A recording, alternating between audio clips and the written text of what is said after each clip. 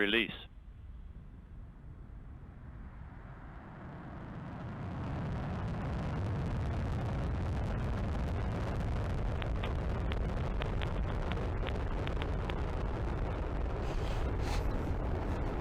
Lift off the Atlas V rocket and twin spacecraft on a mission to unlock the mysteries of Earth's Van Allen belts.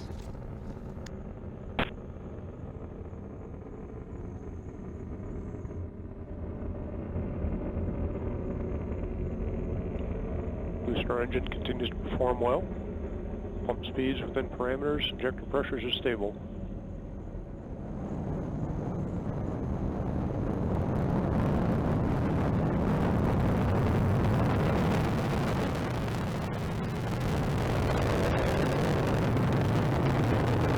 Booster fuse gone close to control. And we throttle back.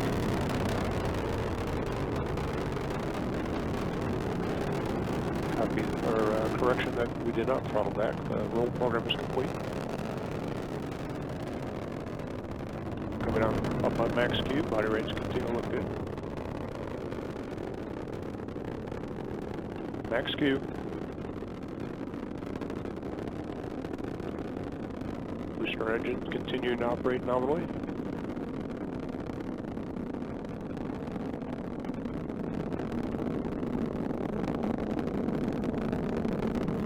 Max Q. Vehicle continues to fly well. Dynamic rates look good. And boosters throttled back. Engine response looks good. PU continues to control nominally. Current altitude is 11.2 nautical miles. Downrange distance 8.1 miles. Velocity is 2,340 miles per hour.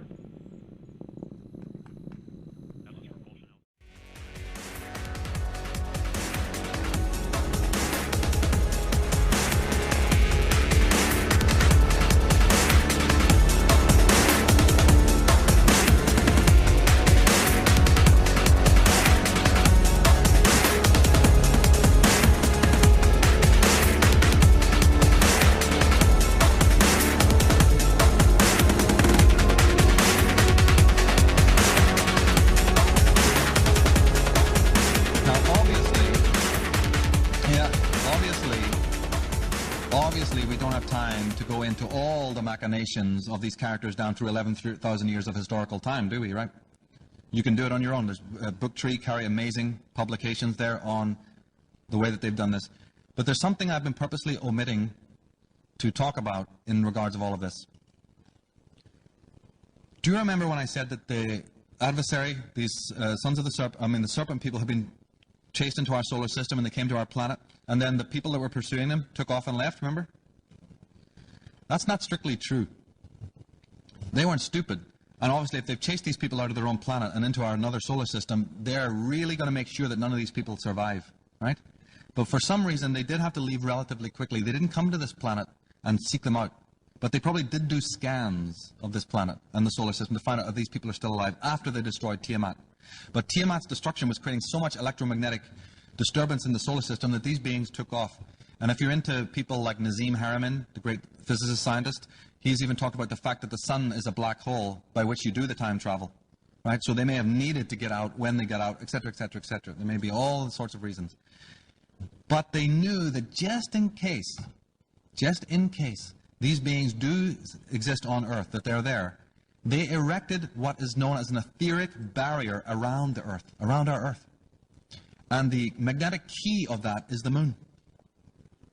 And it's still there, by the way. And that is why no man has ever gone beyond the moon. You can go to the moon, but you can't go beyond it. And you never will. They can send a machine out there, but isn't it interested you that they still haven't gone out there as a human form?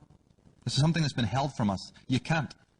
There's a barrier of energy up there around our Earth that's of an esoteric nature. It involves technology, yes, but a technology of an extremely advanced nature that even these aliens probably couldn't crack or get out. So this Earth was in quarantine. If you read C.S. Lewis, he goes into all of this about Earth being quarantined. And the name that he has for our planet is called Fulcandra, the silent planet. It has to be quarantined off from the rest of the 9 planets, because planets are not really material bodies, they're intelligences of a kind. And our planet is under quarantine, so this Armageddon, this inner war, can take place in sequestrament. Okay, just like you quarantine a sick patient. And this ethereal barrier around it is called the Stargate, or the real Stargate. See, the other side give you updates on how well they're doing to get out of it. It's called the movies. And this barrier is well known to the ancient alchemists and so on. And the symbol that has been used is again the serpent. That etheric barrier was known in Chinese astrology as the dragon's head and the dragon's tail. Anyone who knows about astrology knows the moon's nodes, the nodes of the moon.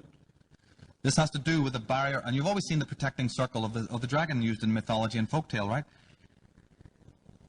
And many people have dreams I've talked to have connections between the symbol of the moon and the symbol of the dragon, and they don't know why, you know? And then they read my material and go, my God, you just explained it, why I have those dreams.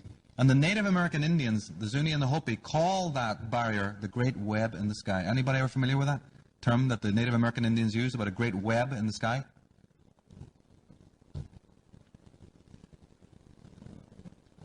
That web in the sky is there. It's an etheric barrier put there about 50,000 years ago, but the original alien masters who came here didn't know that, right? They didn't know right away that this barrier was put there. They actually found out more in historical times, because they've been moving us forward to get up to the point where they can rebuild the technology. And if you look at history properly from that just one agenda, ladies and gentlemen, you will find out that almost everything that has been happening from 11,000 years has been doing that. You don't need Gene Roddenberry or some mystic to tell you why is it everybody, even the countercultural pundits and thinkers and activists, have been wondering why is it that our technological scientific ability is so much far in advance of our psychological, emotional, and spiritual development. Because it's been pushed that way. That's why. Because some people are hell-bent on making it that way, who control the empires through the hierarchical system that Jordan Maxwell is the expert on, and other people have also right here in this conference today. You will hear people talking about this, going into these details. But you can put up many questions, but what's the answer? How did this all come about? Why is the eye at the top of the pyramid a reptilian eye? If you actually get a blow-up of the eye at the top of the pyramid of the dollar bill, it's not a human eye. Why are there 13 levels? You know, there's many, many things that a lot of people have not got into with this.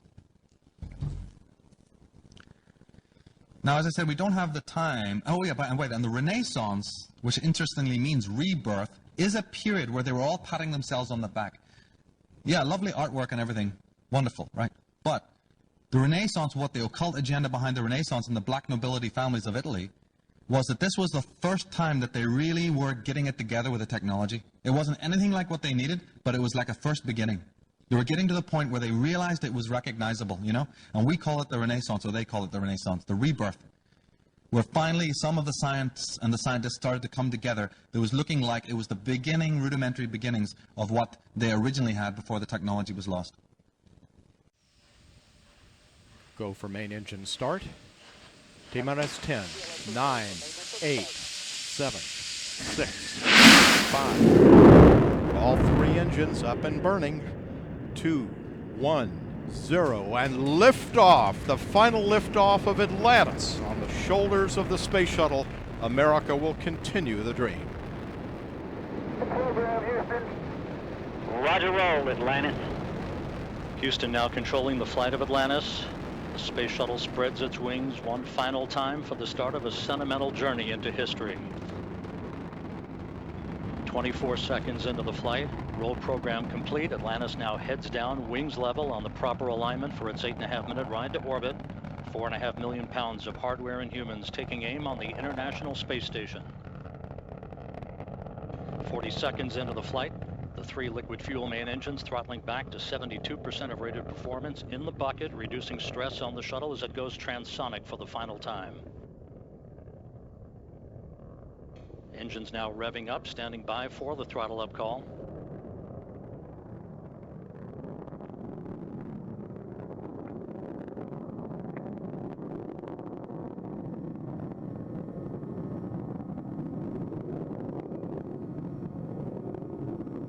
Atlantis, go at throttle up, no action, DPDT. Go with throttle up, no action on DPDT. That call from Capcom Barry Wilmore, a transducer, instrumentation only, no action required.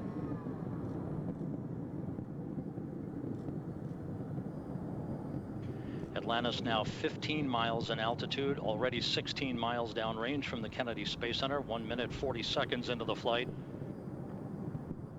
Atlantis flexing its muscles one final time.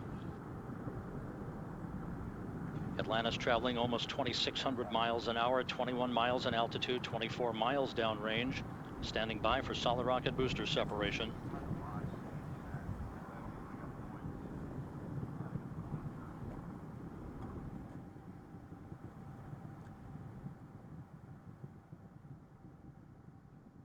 Booster officer confirms staging a good solid rocket booster separation. Guidance now converging. The main engine steering the shuttle on a pinpoint path to its preliminary orbit. The pre-flare maneuver executed.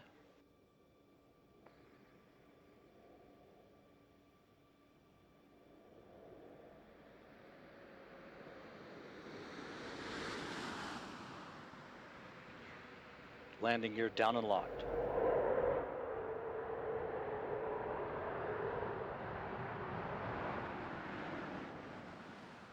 Main gear touchdown. Hurley now deploying the drag chute. Ferguson rotating the nose gear down to the deck.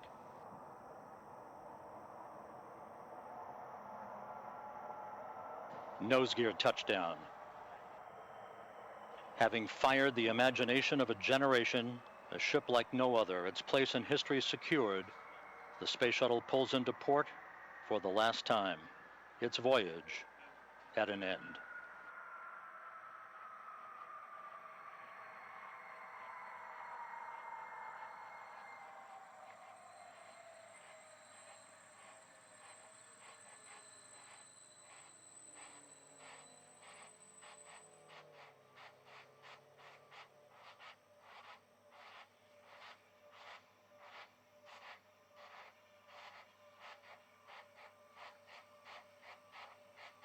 Mission complete, Houston. After serving the world for over 30 years, the space shuttle's earned its place in history, and it's come to a final stop. We copy your will stop, and we'll take this opportunity to congratulate you, Atlantis, as well as the thousands of passionate individuals across this great spacefaring nation who truly empowered this incredible spacecraft, which for 3 decades has inspired millions around the globe. Job well done, America. Hey, thanks, Butch. Great words. Great words. You know, the space shuttle's changed the way we view the world, and it's changed the way we view our universe. There's a lot of emotion today, but one thing's indisputable. America's not going to stop exploring. Thank you, Columbia, Challenger, Discovery, Endeavour, and our ship Atlantis. Thank you for protecting us and bringing this program to such a fitting end. God bless all of you. God bless the United States of America. Inspiring comments, Atlantis. We'll meet you on 5-3. We'll see you there, Butch.